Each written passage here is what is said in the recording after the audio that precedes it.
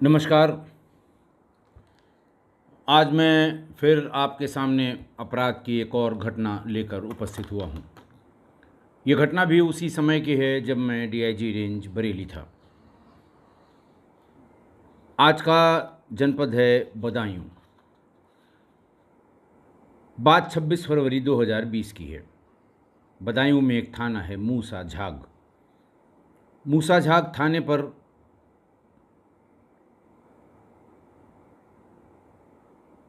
Shri Satpal son of Shri ढाकन Singh, जो गुलड़िया गांव के रहने वाले थे, वो थाने पर आए। ललित भाटी थानाध्यक्ष थे, थाने पर मौजूद थे और उन्होंने ये बताया कि मेरा 19-20 साल का लड़का परमजीत ये 25 फरवरी को रात में कोई 8 बजे से गायब हो गया। मैं और सभी परिवार के लोग, टोला पड़ोसी और मोहल्ले के लोग मिलकर उसको ढूंढते रहे। उसका कोई पता नहीं चला। आज समय सुबह 9 बजे गांव के बाहर मुख्य मार्ग के बगल में बड़े तालाब के एक गड्ढे जिसमें पानी भरा हुआ है, उसमें मेरे बेटे की लाश मिली। मेरे बेटे का हाथ बंधा हुआ था, पैर बंधा हुआ था, मुंह में टेप लगा हुआ था। शरीर पर कुछ चोटों के निशान दिखाई दे रहे थे। मेरे बेटे की किसी अज्ञात व्यक्ति ने हत्या कर दी। मेरी सूचना लिख ली जाए और तत्काल मौके पर चलकर विवेचना की जाए। तहरीर लेकर शाम को 4 बजे अपराध पंजीकृत किया गया। क्राइम नंबर 38/20 धारा 302, 201 आईपीसी में मुकदमा रजिस्टर कर लिया गया। तत्काल एसओ ललित भाटी अपने दल बल के साथ मौके पर पहुंच गए। घटनास्थल को येलो टेप से सुरक्षित कर लिया गया।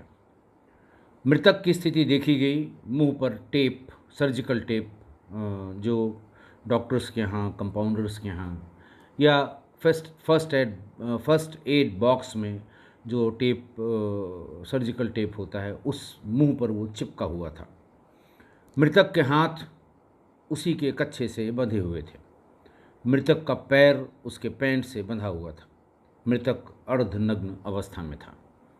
सीओ उझानी भी मौके पर पहुंच गए, जिनका वो क्षेत्र था। एसपी सिटी एसएसपी को सूचना दी गई। एसपी सिटी फौरन हेडक्वार्टर से dog squad, surveillance, forensics, crime branch सबको लेकर मूसा झाग पहुंच गए उस घटनास्थल पर और घटनास्थल का बारीकी से संयुक्त निरीक्षण कराया। फॉरेंसिक यूनिट ने भौतिक साक्ष्य इकट्ठा करने की कोशिश की, लेकिन कोई भौतिक साक्ष्य मौके पर नहीं मिला। घटनास्थल गांव के पास पानी के एक तालाब के बगल में जो गड्ढा होता है, पानी भरा होता है, उसमें उसकी बॉडी पड़ी हुई थी।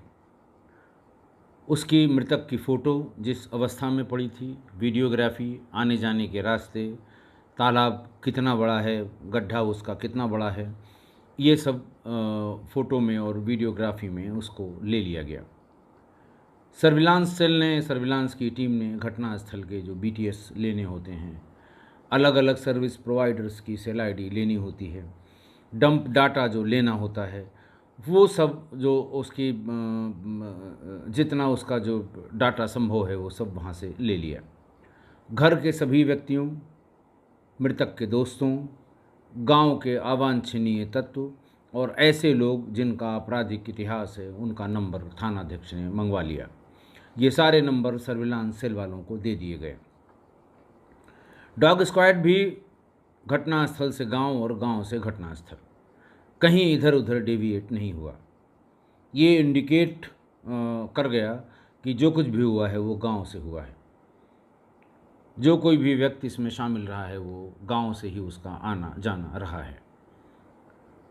इसके अलावा डॉग आगे बढ़ नहीं पाया, क्योंकि बड़ी संख्या में लोगों की आवाजाही और जो मुख्य मार्ग है उस पर डीजल पेट्रोल की गाड़ियों का बहुत ज़्यादा आना जाना लगा हुआ था। शव का पंचायतनामा कराया गया और पोस्टमार्टम के लिए शव विच्छेदन गृह यानी पोस्टमार्टम हाउस डिस्ट्रिक्ट हेडक्वार्टर में भेज दिया गया। उसको जहाँ शव रखे जाते हैं, मॉर्चरी कहते हैं, वहीं पर उसको रख दिया गया ताकि उचित समय पर इसका पोस्टमार्टम कराया जा सके। शव क्रमांक 147/20 पर अंकित था और 27 फरवरी 2020 को डॉक्टर राजवीर सिंह ने इसका पोस्टमार्टम किया। पोस्टमार्टम के अनुसार मृतक के शरीर में कुल 5 चोटें पाई गईं। पहला, कूल्हे की हड्डी टूटी हुई पाई गई। दूसरा, लीवर फटा हुआ पाया गया। तीसरा, गर्दन के दाहिने नीला निशान, गुमचोट जिसे कहते हैं वो। जबड़े की दाहिनी हड्डी टूटी पाई गई और सिर में खून का थक्का जम गया। पोस्टमार्टम रिपोर्ट में cause of death due to damaged liver and brain loss as a result of ante mortem injuries अंकित किया गया। यानी क्षतिग्रस्त लीवर और ब्रेन लॉस जो शरीर पे आई चोटों के कारण हुआ था, वही मृत्यु का कारण था। शव पिता की सुपुर्दगी में अंतिम संस्कार के लिए दे दिया गया। अंतिम संस्कार के बाद विधिवत विवेचना शुरू हुई।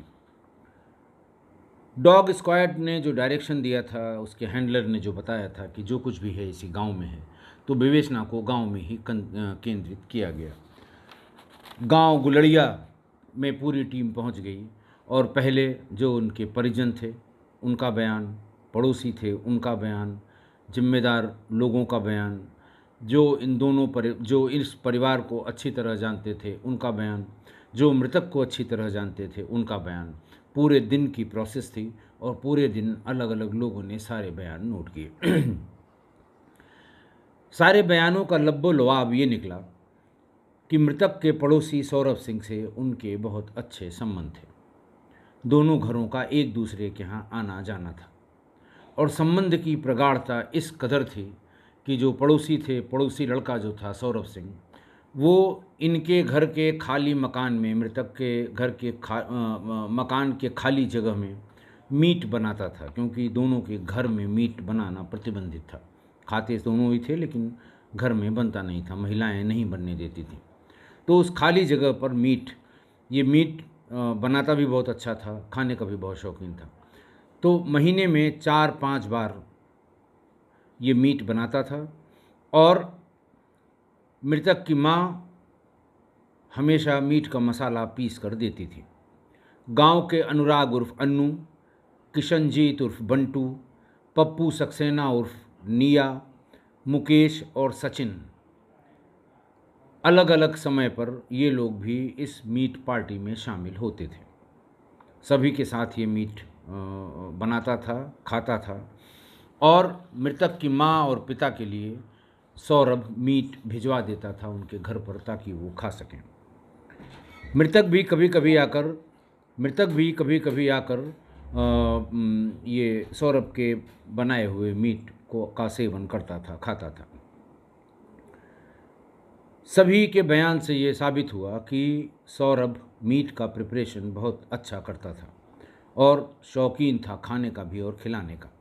पर किसी ने कोई ऐसी बात अपने बयानों में नहीं बताई जो हमें मर्डर की इस इन्वेस्टिगेशन में कोई लीड दे सके।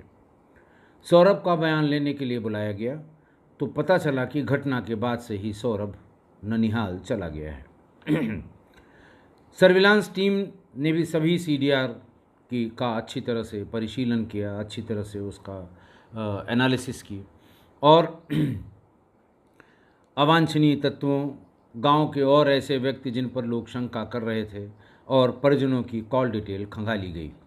कोई लाभप्रद बात नहीं आई।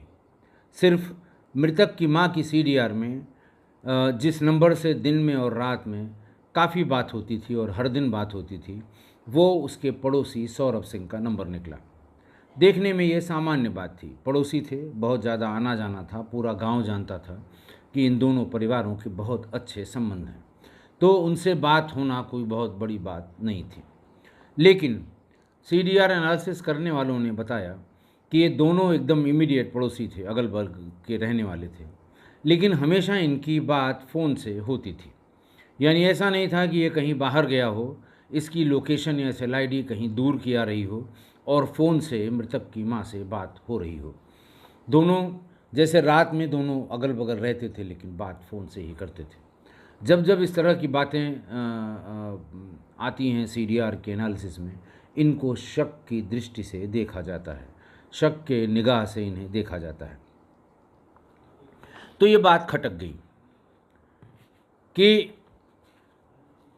ऐसी बात, मतलब ऐसा क्यों है कि दिन भर बात करते हैं, दोनों अगल बगल हैं, फिर भी फ़ोन से बात करते हैं। बात इसलिए किसी को बहुत ज़्यादा नहीं इसमें अदरवाइज़ समझ में आ रही थी, क्योंकि मृतक की माँ और सौरभ सिंह का एज डिफरेंस बहुत ज़्यादा था। मृतक और सौरभ लगभग हम उम्र थे, यानी जो मृतक की माँ है वो उसी उम्र की होगी लगभग जो सौरभ की माँ होगी। फिर भी थानाध्यक्ष को इसमें डाउट हुआ कि इतने संबंध प्रगाढ़ होने के बाद घटना के तुरंत बाद ननिहाल चले जाना, 4-4, 5-5 बार महीने में मीट उसी के घर में बनाना, सबको बुला के उसी के घर में खिलाना और फिर उसकी माँ से बार बार बहुत लंबी लंबी बात होना, ये बात खटक गई। उसने एक टीम सौरभ के ननिहाल भेजी और कहा कि उसको बुला कर ले आओ, सबका बयान हो गया है, सौरभ का बयान अभी नहीं हुआ है। पुलिस टीम जैसे ही ननिहाल पहुंची, पुलिस टीम को पता लगा कि ये पहले ही वहां से भाग गया है। बात शक और पुख्ता हो गया। अब शक का कारण भी हो गया कि भागा क्यों। उसकी अरेस्ट के लिए टीम बनाई गई। स्पेशल ऑपरेशन ग्रुप की पूरी टीम मैं गाड़ी के उसे ढूंढती रही। जहाँ जहाँ उसके नंबर की लोकेशन मिलती थी वहाँ टीम जाती थी और फाइनली 5 मार्च 2020 को सौरभ सिंह उठा लिए गए, थाने पर लाए गए। पहले तो इधर उधर की बात करते रहे, लेकिन जब पुलिस अपने पर आ गई तो बहुत देर तक नहीं टिक सके। उसने बताया कि मृतक के घर आते जाते उसके संबंध उसकी माँ से हो गए थे और मृतक की माँ को मीट बहुत पसंद था। दरअसल मैं उसी के लिए महीने में 3-4 दिन उसके घर के खाली हिस्से में मीट बनाता था, लेकिन अगर सिर्फ उसी के लिए बनाता तो लोगों को शक होता, इसलिए ज़्यादा मात्रा में मीट बनाता था। दोस्तों को भी इनवाइट करता था, मृतक भी आके साथ में ही मीट खाता था और बना हुआ मीट ये मृतक की माँ और उसके पिता के लिए भिजवा दिया करता था, लेकिन बनाता वो मृतक की माँ के लिए ही था। उसने ये भी बताया कि हम लोग दिन में तो बात करते ही करते थे, रात में भी लंबी लंबी बातें किया करते थे। मृतक की माँ सुनीता जब भी घर में अकेली होती थी वो फ़ोन करके बुला लेती थी और मैं उसी के पास रहता था। 25 फरवरी को भी घर में कोई नहीं था। सुनीता ने फ़ोन किया कि आ जाओ, कोई नहीं है। मैं उसके साथ कमरे में था। मैं मोबाइल फ़ोन पर ब्लू फिल्म्स बाज़ार से लोड करके लाता था हमेशा। उसको जब बताया करता था तो वो यही कहती थी कि आ जाओ साथ में देखेंगे। उस दिन भी यही हुआ। मैं बाज़ार से 2 दिन पहले ब्लू फिल्म लोड करके लाया था। हम उसके कमरे में चले गए और हम दोनों एक साथ ब्लू फिल्म मोबाइल पर देखने लगे और धीरे धीरे हम लोगों के शरीर के कपड़े सारे उतर गए। उस दिन पहली बार मुझसे और सुनीता दोनों से ये गलती हुई कि हम लोग जब वो फिल्म देख रहे थे, जब हम लोग बेड पर थे, दरवाजे की कुंडी नहीं बंद थी। हम कुंडी लगाना भूल गए थे, जबकि इसके पहले बहुत बार हम लोग एक साथ उस कमरे में रहे होंगे, लेकिन कुंडी लगाना कभी नहीं भूले थे। और उसी दिन अचानक सुनीता का लड़का परमजीत, यानी जो मृतक है, वो कमरे में उसने दरवाज़ा खोला और हम दोनों लोगों को जिस अवस्था में देखा उसका रिएक्शन बड़ा नेचुरल था। वो ज़ोर से चिल्लाया। उसके चिल्लाते ही सुनीता ने मुझसे कहा कि इसे पकड़ के बिठा लो।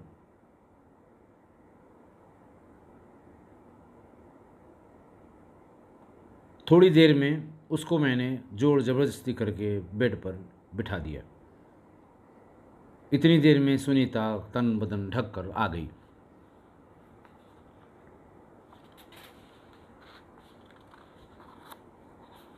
उसने कहा, देखते क्या हो, इसे मार दो, वरना हम दोनों का जीना मुश्किल हो जाएगा, हम दोनों कहीं के नहीं रहेंगे। ये कह के सुनीता ने उसको, वो चूँकि बिस्तर पर उसको दबा के बैठा हुआ था, उसने उसके मुंह पर तकिया रख दिया। जब सौरभ ने छुड़ाने की कोशिश की तो इसी जद्दोजहद में वो बेड से, बिस्तर से नीचे ज़मीन पर यानी फर्श पर गिर गया। सौरभ उसके सीने पर सवार हो गया, उसका गला दबाने लगा। इस बीच में सुनीता तकिए से उसका मुंह कस के दबाए हुए थी। गला दबाते दबाते थोड़ी देर में वो ठंडा हो गया। उसके पेट पर लातों से, घूंसों से प्रहार करता रहा सौरभ। जब वो मर गया तो उसी की पैंट से उसका पैर सुनीता ने बांध दिया और हाथ उसके कच्छे से सौरभ ने बांध दिए। सुनीता बार बार फुसफुसा के ये कह रही थी कि लगता है जिंदा है। फिर सुनीता घर के भीतर से अपने फर्स्ट एड बॉक्स से मेडिकल टेप ले आई, सर्जिकल टेप जिसे कहते हैं, और उसके मुंह पर अच्छी तरह से बांध दिया कि अगर सांस बची भी हो तो मर जाए। उसके बाद उसकी बॉडी को हाथ पैर बंधे हुए, मुंह में टेप लगे हुए, अपने बेड के नीचे खिसका दिया और सामने की तरफ कुछ सामान जो बेड के नीचे रखे हुए थे, ऐसा कर दिया कि अचानक कोई आ जाए तो नीचे वो दिखाई न पड़े। सौरभ अपने घर चला गया।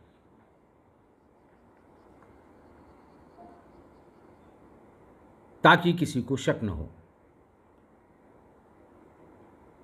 वो बता रहा था कि इस बीच में सुनीता हर 10 मिनट पे बेड के नीचे झांक के देखती थी कि ऐसा न हो कहीं जिंदा बच जाए, इसमें कोई हरकत तो नहीं हो रही है, हाथ पैर हिल तो नहीं रहे हैं।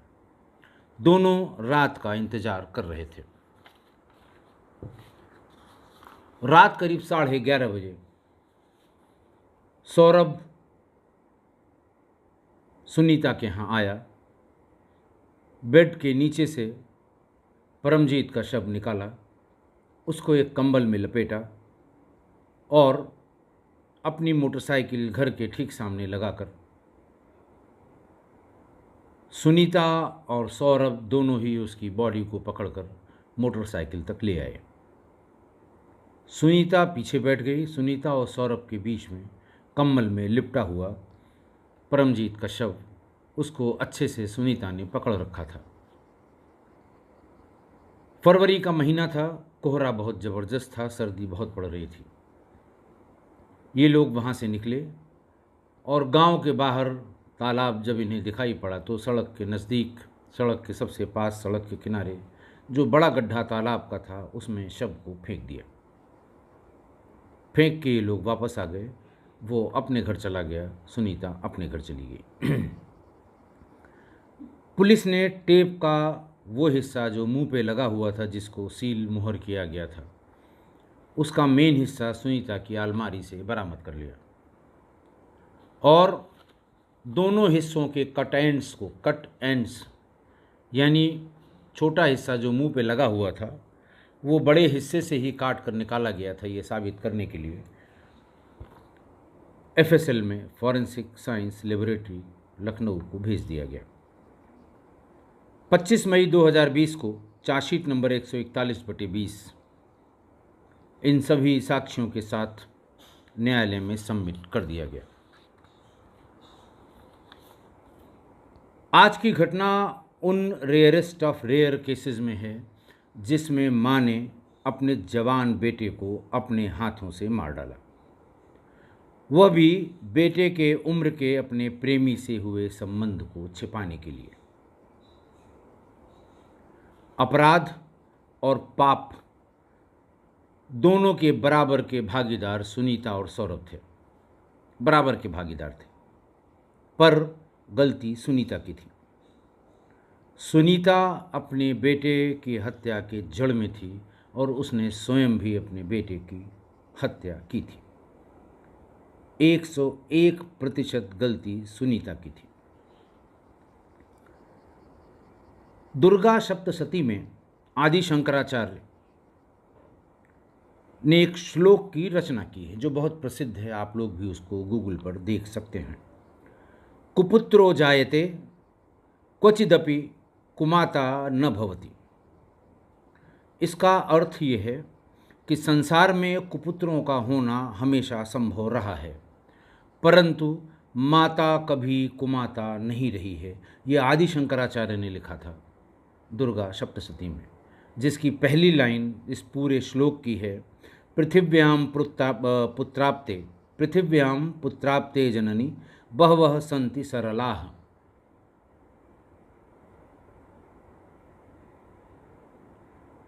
ये इतना फेमस कोट है, जब हम लोग पढ़ते थे तो संस्कृत में जब कभी पुत्र और माँ का जिक्र या माँ पे कोई निबंध हो या पुत्र और माँ के संबंधों का जिक्र होता है तो ये हमेशा कोट किया जाता है कि कुपुत्रो जायते क्वचिदपि कुमाता न भवति। इस घटना में आदि शंकराचार्य के उस एक्सपीरियंस को, उस मंत्र को, उस श्लोक को, जो उन्होंने जमाने जमाने के एक्सपीरियंस के बाद लिखा था कि कुपुत्रों का होना हमेशा संभव रहा है, पृथ्वी पर संसार में कुपुत्रों का होना हमेशा संभव रहा है, लेकिन माता कभी कुमाता नहीं रही है। आज आदि शंकराचार्य के इन श्लोक में निहित शब्दों को गलत साबित किया सुनीता ने। इसीलिए मैं कहता हूँ सारी गलती, 101% गलती सुनीता की है। अपराध और पाप के भागीदार तो दोनों हैं, लेकिन गलती सुनीता की है। मेरे विचार से आप भी मेरे इस मत से सहमत होंगे। अगर नहीं सहमत हैं तो मुझे ज़रूर बताइएगा। एक दूसरी बात आपसे और कि कल, आज 249वां एपिसोड है, पार्ट है, कल 250वां पार्ट होगा। ये सीज़न 5 का अंतिम भाग होगा और किस्सा गोई का भी अंतिम भाग होगा। मैंने भाग 1 से अपने पुलिस जीवन की यात्रा 89 में शुरू की थी और 32 सालों का पूरा सफ़र अब मेरे अधिवर्षता आयु, सेवानिवृत्त या रिटायरमेंट में केवल 18-19 दिन का समय शेष है। डीआईजी रेंज बरेली और आईजी रेंज बरेली तक की पोस्टिंग की घटनाओं का जिक्र क्राइम से संबंधित मैंने कर दिया। 1.5-2 महीने हमारे साथ जो कोविड का बीता वो भी मैंने कर दिया। अब ये 1 महीने जो मैं आईजी इलेक्शन के पद में डीजी ऑफिस रहा, इसका भी फिर कभी जो 1 या 2, मैक्सिमम 2 जो इसके एपिसोड होंगे, इसको आपको बता दूंगा कभी रिटायरमेंट के बाद, ताकि मेरी पुलिस की जीवन यात्रा पूरी तरह से पूरी हो जाए। तो कल क्राइम केस हमारी किस्सा गोई का अंतिम पड़ाव होगा। मेरे पुलिस जीवन के जो संस्मरण हैं, मैंने जो भोगा है, मैंने जो किया है, मुझे जो शक्तियाँ वर्दी ने प्रदान की थी, उनका जो प्रयोग किया है, उन सब को मैं कल अंतिम भाग में बताकर आपसे विदा लूँगा। ये सिलसिला जारी रहेगा। विचार करूँगा, आपसे राय लूँगा अब किस तरह से इसको आगे जारी किया जाए। लेकिन पुलिस की यात्रा वृत्तांत, जो हमारी पुलिस जीवन था हमारा, उसका वृत्तांत 250वें पार्ट पर ही समाप्त कर दूंगा। आपने बहुत सहयोग किया मेरा, इसके लिए आपका हृदय से धन्यवाद। कल अंतिम किस्सा गोई के अंतिम अंक के बाद हम लोग हमेशा मिलते रहेंगे। नए सिरे से हमें क्या आपको बताना चाहिए या आपकी जिज्ञासा किस विषय वस्तु पर होगी, आपसे जानने के बाद उसे रिटायरमेंट के बाद फिर से शुरू करूँगा। बहुत बहुत धन्यवाद।